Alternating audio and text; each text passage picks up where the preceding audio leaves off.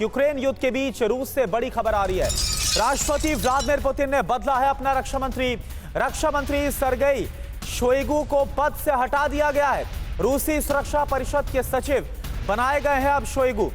Andrei बेलाउसोव अब होंगे रूस के नए रक्षा मंत्री।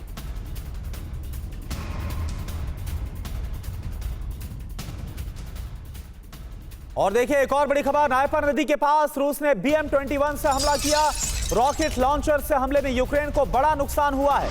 रूसी हमले में 10 यूक्रेनी सैनिकों की मौत की खबर। हमले में यूक्रेन के 2 सैन्य वाहन भी तबाह हो गए।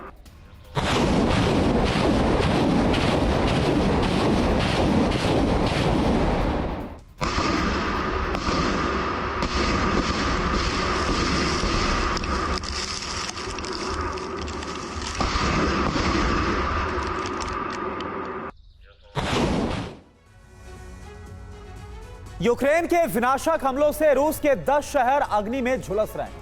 यूक्रेन ने रूस पर इस साल के सबसे प्रचंड हमले किए हैं। ज़ेलेंस्की सेना के ऑपरेशन मई में रूस को बड़ा नुकसान उठाना पड़ा है। बेलगोरोड में 300 से ज्यादा अपार्टमेंट ध्वस्त हो चुके हैं और अवदिव्का में रूस का एक सुखोई फाइटर जेट भी गिरा दिया गया है। यह पूरा ऑपरेशन अमेरिका से मिले हथियारों से अंजाम दिया गया। अब अमेरिका यूक्रेन को क्लस्टर बम रॉकेट में भी ट्रांसफर करने वाला है। इसके साथ ही रूस ने ऐलान कर दिया है कि अमेरिका का यह कदम सिर्फ यूक्रेन के लिए ही नहीं बल्कि यूरोप के लिए विध्वंसक साबित हो सकता है।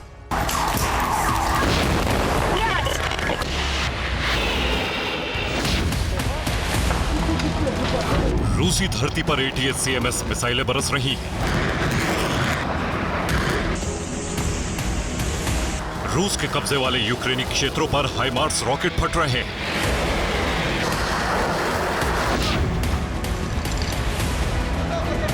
रूसी शहरों के बड़े बड़े वेयरहाउस अग्निकुंड बन चुके हैं। व्लादिमीर ज़ेलेंस्की ने यूक्रेन के सूमी और खार्किव का प्रतिशोध शुरू कर दिया है और उसका नतीजा है कि रूस के कब्जे वाले यूक्रेन के भूभाग और रूसी शहरों पर बारूद बरस रहा है।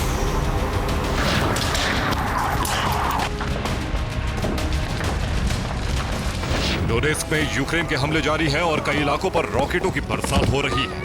लुहांस्क में यूक्रेन की मिसाइलें तबाही बनकर पहुंच रही हैं। बेलगोरोद पर यूक्रेन ने हमले करके शहर के 300 से ज्यादा घरों को ध्वस्त कर दिया है। रोस्तोव में यूक्रेनी सेना ने ओरलोव का एक ऑयल टैंकर फील्ड नष्ट कर दिया।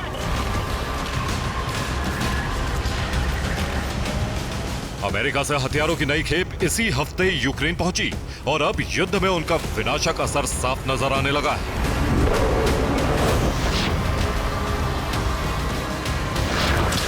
जोरदार धमाके की ये तस्वीरें रूस के कब्जे वाले डोनेस्क से आई हैं। ये धमाका उस वक्त हुआ जब एक स्थानीय पत्रकार वहां रिपोर्टिंग कर रही थी।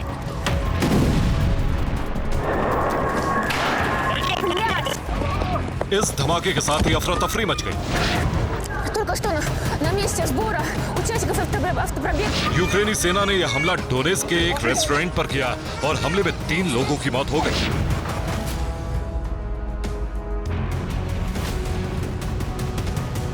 ग्यारह मई की दोपहर को जिस रेस्टोरेंट पर यूक्रेन ने हमला किया उसकी हालत कुछ ऐसी हो गई।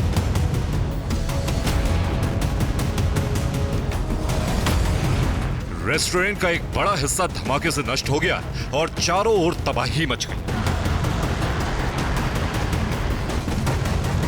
इसी तरह रूस के कब्जे वाले यूक्रेनी क्षेत्र लुहांस्क पर भी यूक्रेन ने रॉकेट हमले किए।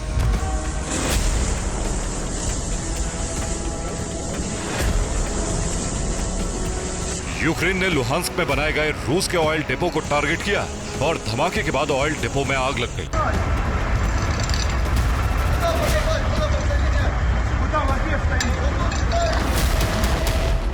यूक्रेन के हमलों से सबसे ज्यादा बुरे हाल में रूस का शहर बेलगोरोद है।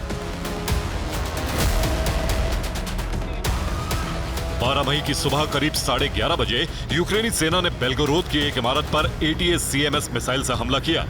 यह हमला कितना जबरदस्त था इसकी गवाही ये तस्वीरें दे रही हैं। यूक्रेन के इस मिसाइल हमले में अपार्टमेंट के बीच का हिस्सा पूरी तरह तबाह हो गया। अपार्टमेंट बिल्डिंग बीच से टूट गई। रूसी मीडिया के मुताबिक इस हमले में 7 लोग जख्मी हुए।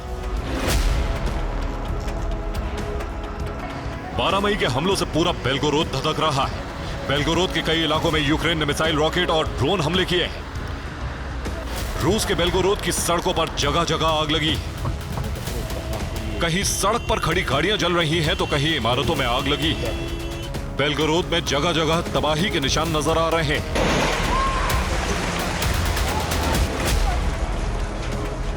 यूक्रेन ने ईस्टर्न फ्रंट लाइन से लेकर रूस के सीमाई शहरों क्रास्नोदार, बेलगोरोद और वोल्गोग्राद सहित मॉस्को तक हमले शुरू कर दिए हैं। और इन हमलों में जो हथियार इस्तेमाल हो रहे हैं वो अमेरिका से मिले। तो यूक्रेन ने रूसी जमीन पर हमलों के लिए ATACMS मिसाइल का इस्तेमाल किया।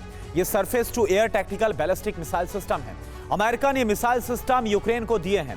इन मिसाइलों की रेंज 300 किलोमीटर तक है। दूसरा विनाशक हथियार इस्तेमाल किया गया है हाइमार्स। यह एक मल्टीपल लॉन्च रॉकेट सिस्टम है। यह सिस्टम भी यूक्रेन को अमेरिका से मिले हैं। इससे लॉन्च होने वाले रॉकेट की रेंज 25 किलोमीटर तक है। यूक्रेन ने कामाकाजी ड्रोन UJ एयरबॉर्न से भी हमला किया है। यह यूक्रेन में भी विकसित किया गया है। UJ-22 20 किलोग्राम तक विस्फोटक ले जा सकता है और 800 किलोमीटर दूर तक हमले कर सकता है। इसी सीरीज के दूसरा ड्रोन है UJ-25 स्काईलाइन से भी हमला किया गया। यह ड्रोन भी यूक्रेन में ही बना है। स्काईलाइन ड्रोन 25 किलोग्राम तक विस्फोटक ले जाने में सक्षम है और 850 किलोमीटर की रेंज में हमले कर सकता है। बड़ी खबर यह है कि अब यूक्रेन को अमेरिका से हाइमार्स M270 MLRS मिलने वाला है। यह guided multiple launch rocket system होता है। इसके लॉन्चर में 6 रॉकेट लगे होते हैं, लेकिन अपग्रेडेड वर्जन का हर रॉकेट क्लस्टर बम है। यानी हर रॉकेट से यूक्रेन एक साथ 20 से ज्यादा विस्फोट कर सकता है। यूक्रेन के मुताबिक अमेरिका कीव को 1 लाख रॉकेट दे सकता है।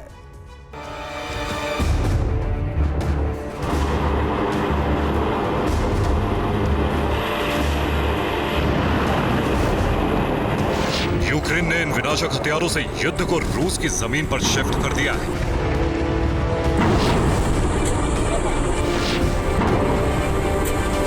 यूक्रेनी कब्जे वाले क्षेत्रों से लेकर रूस की राजधानी तक यूक्रेन के हमले हो रहे हैं।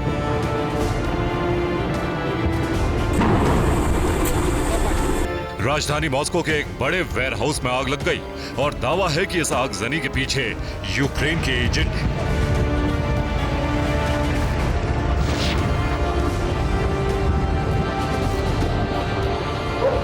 यूक्रेन ने वोल्गोग्राद में भी रूस पर जोरदार हमला किया। Это дрон! Нихуя себе! यूक्रेनी सेना ने कामिकाजी ड्रोन से रूसी शहर वोल्गोग्राद की ऑयल रिफाइनरी को निशाना बनाया। Ёбаный в рот! ड्रोन विस्फोट के बाद पेट्रोलियम टैंकों में आग लग गई।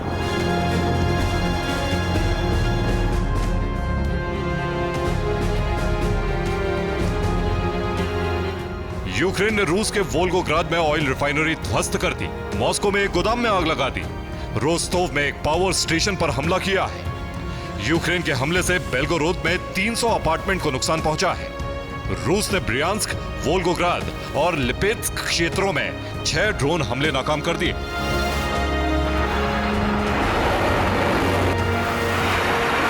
अब अमेरिका हाइमार्स रॉकेट का नया स्वरूप यानी क्लस्टर रॉकेट भेज रहा है और यह तय है कि अब जितना नुकसान हो रहा है रूस को उससे कहीं ज्यादा नुकसान उठाना पड़ेगा।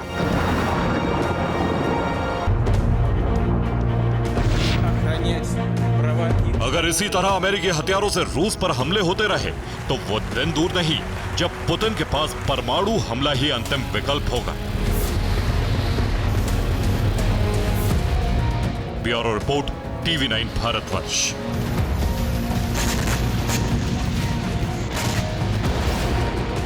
अमेरिका में राष्ट्रपति चुनाव होने वाला है। चुनावी माहौल मौजूदा राष्ट्रपति जो बाइडेन के खिलाफ और पूर्व प्रेसिडेंट डोनाल्ड ट्रंप के पक्ष में बताया जा रहा है। ऐसे में सवाल ये उठता है कि अगर अमेरिका में सत्ता बदली, अगर व्हाइट हाउस में ट्रंप की दोबारा एंट्री हुई तो उनकी यूक्रेन को लेकर युद्ध नीति क्या होगी? अपनी युद्ध नीति का खुलासा खुद डोनाल्ड ट्रंप ने किया है।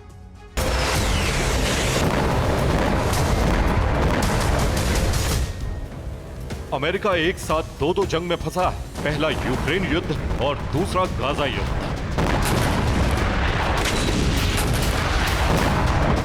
ये दोनों जंग खत्म होने के बजाय लंबी खिंचती जा रही है।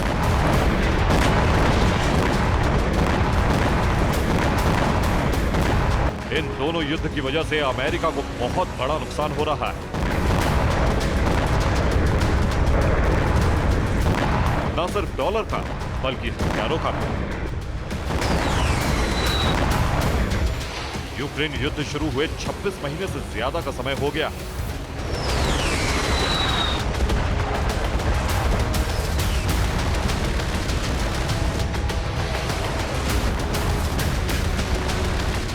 यूक्रेन युद्ध की आग हर बीतते दिन के साथ भयावह होती जा रही।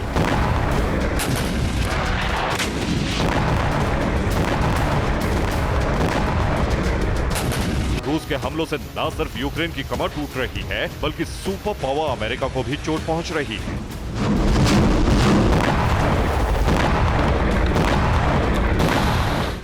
अमेरिका यूक्रेन को अब तक $175 बिलियन की मदद दे चुका है, यानी 14,62,000 करोड़ रुपए की सहायता।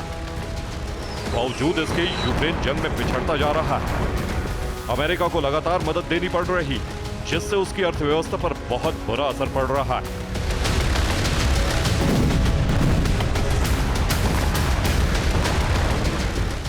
अमेरिका में बाइडेन की यूक्रेन युद्ध नीति का जबरदस्त विरोध हो रहा है।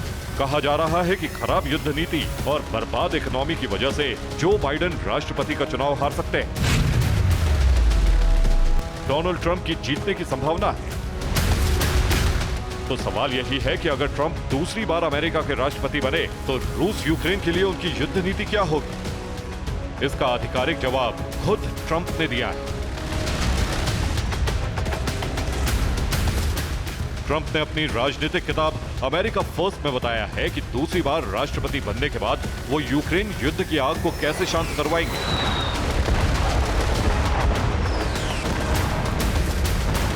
ट्रंप और उनकी पार्टी ने विस्तार से अपनी पॉलिसी बताई।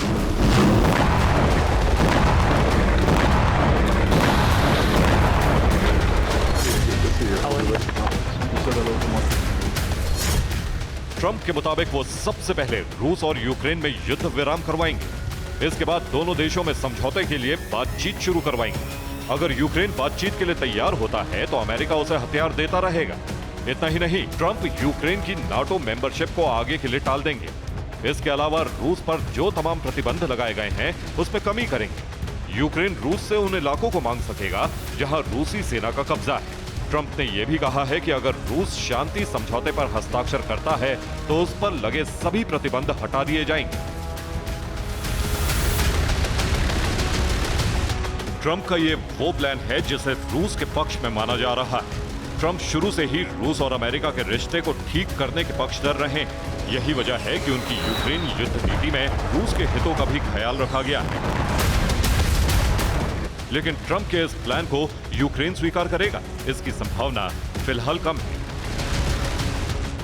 Bureau report, TV9 Bharatvarsh. Gaza जंग का विस्तार हो चुका है, जिसकी चपेट में अब पूरे अरब के आने की आशंका है, क्योंकि एक तरफ नेतन्याहू के प्रतिशोध से गाजा का कोना कोना थर्रा रहा है, तो वहीं गाजा पर इजराइल के बारूदी ऑपरेशन से ईरानी प्रॉक्सी भड़क उठे। लगातार इजराइल, इराक और लाल सागर में हमले किए जा रहे हैं। जानते हैं क्यों? दरअसल जंग की आड़ में बेंजामिन नेतन्याहू का मकसद गाजा से फिलिस्तीनियों का विस्थापन है और इसलिए दक्षिणी गाजा के राफा में लगातार बमबारी हो रही है। वहां पर मौजूद लोगों को पलायन करने की वार्निंग दी जा रही है। दावा तो यहां तक किया जा रहा है कि जल्द ही राफा पर सबसे बड़े हमले को अंजाम दिया जा सकता है। आखिर क्यों? आप देखिए।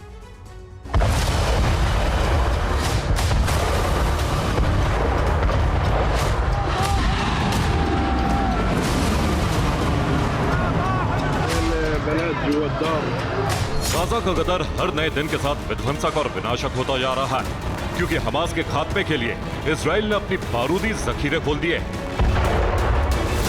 जिसका नतीजा यह हुआ है कि 365 स्क्वायर किलोमीटर में फैले गाजा पट्टी का कोना कोना बारूद से सन चुका है।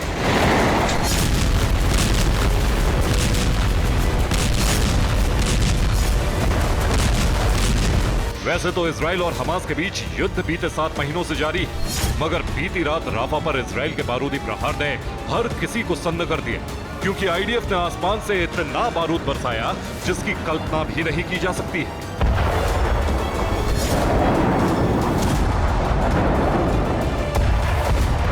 मगर ये तो नेतन्याहू के प्रतिशोध का महज छोटा सा ट्रेलर है।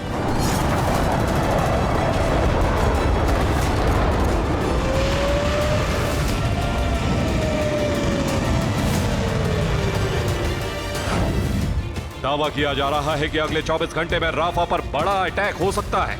हमले से पहले आईडीएफ ने राफा में आसमान से पर्चे गिराए। आईडीएफ के पर्चे में राफा खाली करने का फरमान छापा गया। राफा में अब भी लाखों फिलिस्तीनी नागरिक फंसे हुए हैं। दरअसल आईडीएफ की तरफ से यह ऐलान किया गया है कि इजराइल का गाजा विजय अभियान तभी पूरा होगा जब गाजा से हमास का संपूर्ण खात्मा हो जाएगा। बस अपने इसी मकसद को पूरा करने के लिए नेतन्याहू ने आईडीएफ को फ्री हैंड दिया है, ताकि गाजा के कोने कोने को दहलाकर इजरायली सेना जल्द ही गाजा पर कंट्रोल करे और गाजा को हमास से मुक्त करे। और इसी कड़ी में अब राफा पर भीषण बमबारी की जा रही है।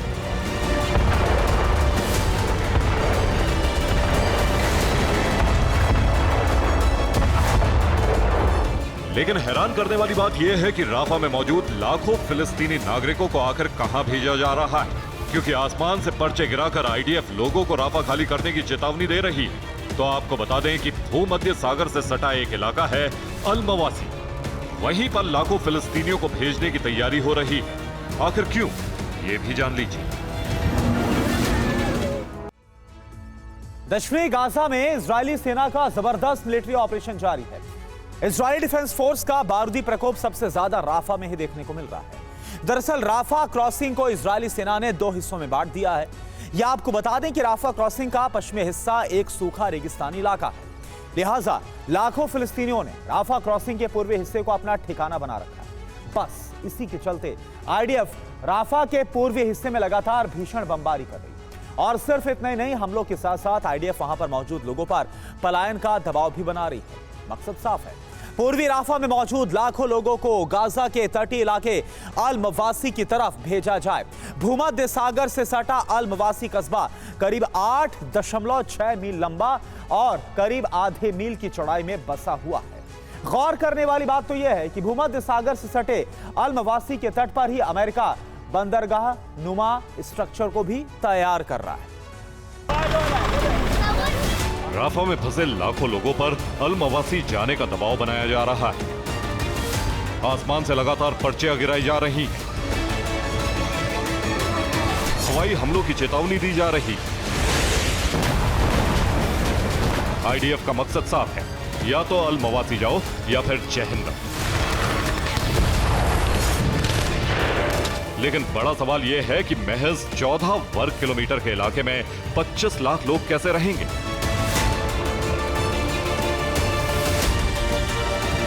दरअसल अल मवासी के तट पर ही अमेरिका बंदरगाह तैयार कर रहा है। हालांकि अमेरिका का दावा है कि अगर इजराइल हमास में जंग तेज हुई तो सड़क और हवाई मार्ग ठप हो जाएगा। लिहाजा अमेरिका अल मवासी पोर्ट के रास्ते गाजा में राहत सामग्री भेजेगा। मगर इस मसले पर ईरान समेत गाजा के बाकी समर्थक देशों का आरोप है कि अल मवासी पर पोर्ट तैयार करना यूएस इजराइल की चाल है। इसका मकसद है गाजा पट्टी से फिलिस्तीनियों का विस्थापन करना। मतलब यह कि पूर्वी राफा पर आईडीएफ बमबारी करेंगे। अपनी जान बचाने के लिए लाखों फिलिस्तीनी अल मवासी कैंप में शरण लेंगे। लेकिन जैसे ही लाखों की भीड़ बढ़ेगी, अल मवासी पर बने पोर्ट के जरिए अमेरिका धीरे धीरे तमाम फिलिस्तीनियों को गाजा से हटा देंगे। बस इसी बात से भड़के ईरानी प्रॉक्सी ने भी इजराइल पर हमले शुरू कर दिए, जहां बीती रात हिजबुल्लाह ने उत्तरी इजराइल के कई शहरों में रॉकेट दागे, तो वहीं लाल सागर में हूती ने अमेरिका के 3 ड्रोन को इंटरसेप्ट कर मार गिराया। वहीं इराक में इस्लामिक रेजिस्टेंस ने अमेरिकी बेस पर हमला किया।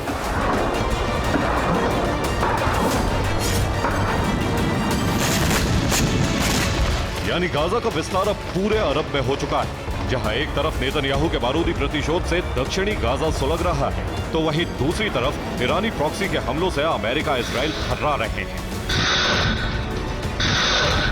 इसी बीच दुनिया के तमाम हिस्सों में इजराइल के खिलाफ गुस्से की आग भड़की हुई है। अमेरिका से लेकर फ्रांस तक, यूरोप से लेकर मिडिल ईस्ट तक लाखों फिलिस्तीनियों के समर्थन में दुनिया के अलग अलग कोने में जबरदस्त प्रदर्शन जारी है।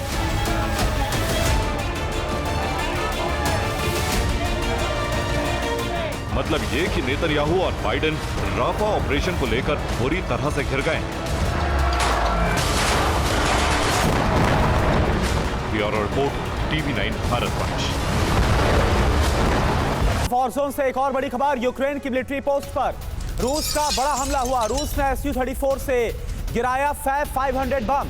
हमले में यूक्रेन की मिलिट्री पोस्ट के परखच्चे उड़ गए। रूस के रक्षा मंत्रालय ने वीडियो को जारी किया है।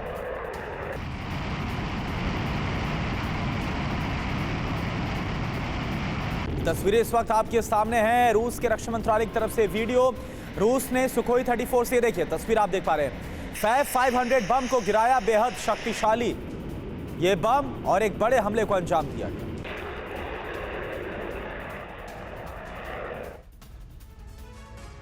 खार्किव पर रूसी सेना का शिकंजा कसता जा रहा है और यूक्रेन चाहकर भी पलटवार नहीं कर पा रहा। खार्किव में रूसी सेना का मिशन जारी है, लगातार हमले किए जा रहे हैं। रूसी सेना की टुकड़ियां 5 इलाकों पर कब्जा करने के बाद आगे बढ़ रही है। गोलीबारी और बमबारी की वजह से खार्किव के रिहायशी इलाकों में भारी तबाही हो रही है। उत्तरी खार्किव से लोगों का पलायन शुरू हो गया है। रेस्क्यू ऑपरेशन के दौरान 2500 लोगों को निकाला गया। रूस के ताबड़तोड़ प्रहार से खार्किव के रिहायशी इलाकों में कई इमारतें जलकर भस्म हो गई।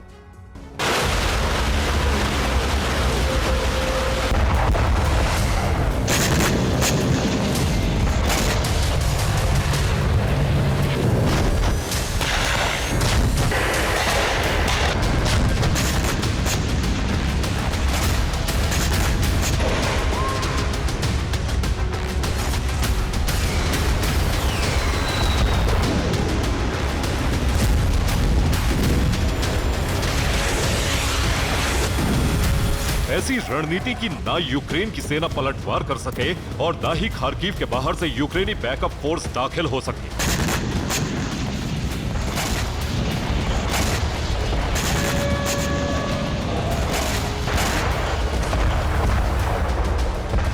आसमान से रूस निगरानी कर रहा है और यूक्रेन के आसमानी कवच को नष्ट भी कर रहा है।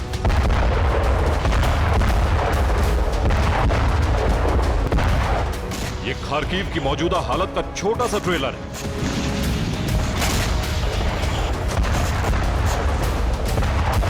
भीषण जंग के बीच यूक्रेन से बेहद कम तस्वीरें आ रही हैं, लेकिन जो खबरें आ रही हैं उससे अंदाजा होता है कि तबाही बहुत बड़ी है।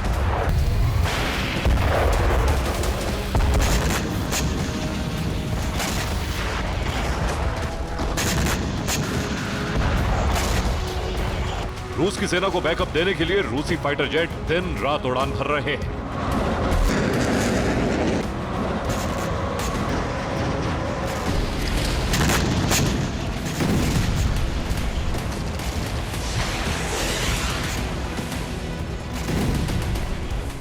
जिस इलाके में भी रूसी फौज को बढ़ना होता है, वहां पहले गाइडेड और अनगाइडेड बम से ताबड़तोड़ प्रहार होता है।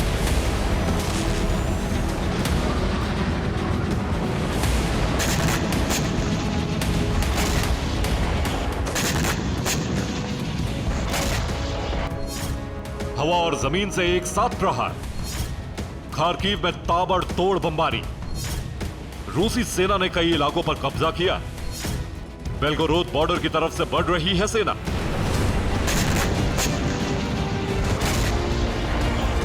फिलहाल उत्तरी खार्किव में भीषण जंग चल रही है, क्योंकि रूस की सेना सूमी और बेलगोरोद की तरफ से खार्किव में दाखिल हो रही है।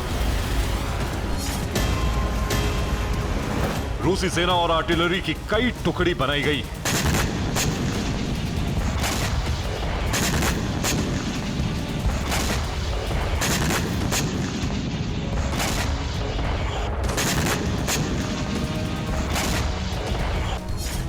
कुल मिलाकर 50,000 से ज्यादा सैनिक मिशन में शामिल हैं।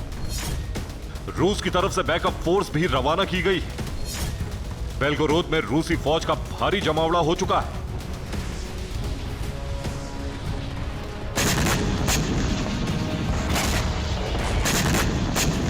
खार्किव में कब्जे के साथ ही रूसी सेना उत्तर से दक्षिण खार्किव की तरफ बढ़ रही है। इन इलाकों में रूस की इन्फेंट्री को भेजा गया है। रूस की एरोस्पेस फोर्स खार्किव मिशन में रूसी सेना के लिए रास्ता बनाने का काम कर रही है। खार्किव मिशन का रूट पहले से फिक्स है और उसी स्ट्रेटेजी के तहत हवा से हमले किए जा रहे हैं। उत्तरी छोर पर कब्जे के बाद रूसी सेना आगे बढ़ रही है। खार्किव को खाली कराने के लिए बमबारी की जा रही है। रूस के हमलों के बाद लोग दूसरे इलाकों की तरफ भाग रहे हैं।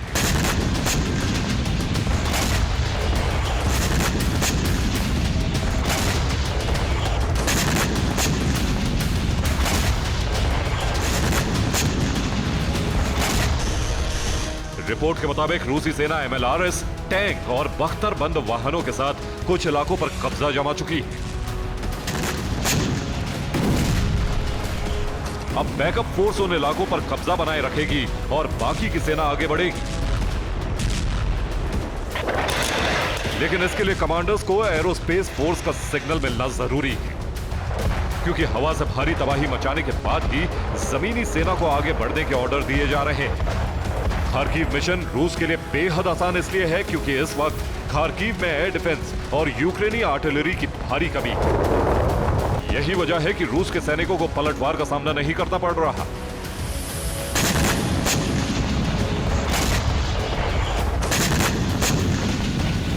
यूक्रेनी सैनिकों की रसद और मूवमेंट को रोकने के लिए पुल, हाईवे और बड़ी सड़कों पर मिसाइल हमले किए जा रहे हैं। फाइटर जेट से हमले के बीच रूसी एरोस्पेस फोर्स की ताकत को बढ़ाने के लिए सुखोई 35S के नए बैच को शामिल किया गया। आपको दिखाते हैं कि रूसी सेना कैसे शुरुआती हमले में कामयाब हुई है और रूस का नया फाइटर कितना ताकतवर है। खार्किव पर रूसी सेना ने बेलग्रोड बॉर्डर की तरफ से हमला किया था और शुरुआती दौर में खार्किव के 5 इलाकों पर रूसी सेना का कब्जा हो चुका है। रूसी फौज प्लेतेनिव्का, ओगू, तरसोवो, पाइलनावका और स्ट्रेलेचिया पर कब्जा कर चुकी है। इसके साथ ही यूक्रेन की सप्लाई लाइन काटने के लिए रूसी फौज खार्किव में ब्रिज को टारगेट कर रही है। शनिवार को वोल्चिया नदी पर बने पुल को मिसाइल से गिरा दिया गया। इन सब के बीच रशियन एरोस्पेस फोर्स को सुखोई 35S ने नए बैच से लैस किया है। ये 4++ जनरेशन का विमान है।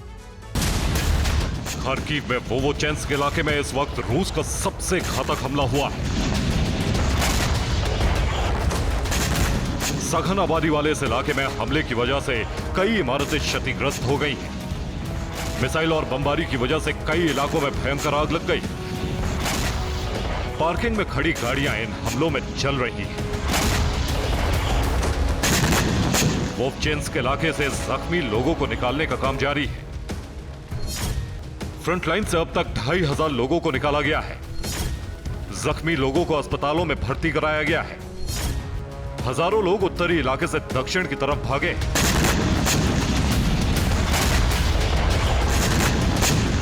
खार्किव में जिस बड़े नरसंहार की आशंका है उसकी शुरुआत हो चुकी है। यूक्रेन के दूसरे सबसे बड़े शहर में 14 लाख लोगों की आबादी है। इतने लोगों का खार्किव छोड़कर किसी और शहर में जाना मुमकिन नहीं है। अब तक रिहायशी इलाकों में जबरदस्त तबाही की सबसे बड़ी वजह है रूस की तरफ से वाप सीरीज के बम का इस्तेमाल। एक ही इलाके में 20 बम से हमला करना, मिसाइलों से रिहायशी इलाकों में धमाके करना।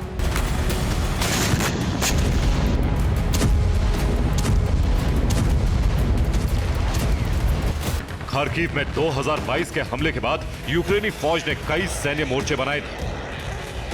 खार्किव में कई जगहों पर रडार और एयर डिफेंस की तैनाती की गई थी।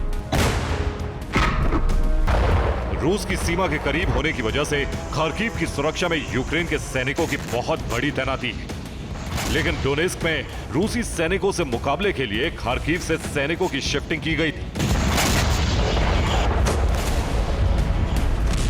अब खार्किव में सैनिकों की संख्या बेहद कम है। एयर डिफेंस मिसाइलों की कमी, इसलिए रूस बड़ी आसानी से एयर डिफेंस और यूक्रेनी सैनिकों की छावनी को भस्म करने में कामयाब हुआ है।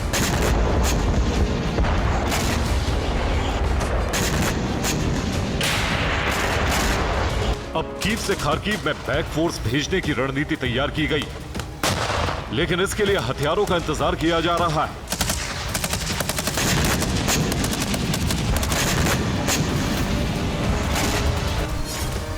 यूक्रेन खार्किव में अजोब बटालियन की तैनाती कर रहा है। अजोब बटालियन के पास गोला बारूद की भारी कमी है।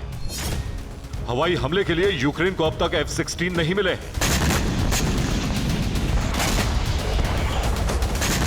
ज़ेलेंस्की की मजबूरी है कि वो खार्किव में निहत्थे सैनिकों का काफिला नहीं भेजना चाहते। यही वजह है कि खार्किव में जो सैनिक मौजूद हैं, वो भी रूस की सेना का मुकाबला नहीं कर पा रहे हैं। फिलहाल रूस के सैनिकों को रोकने की जगह लोगों को निकालने के काम को ज्यादा तवज्जो दी जा रही है, ताकि ज्यादा से ज्यादा जिंदगी बचाई जा सके।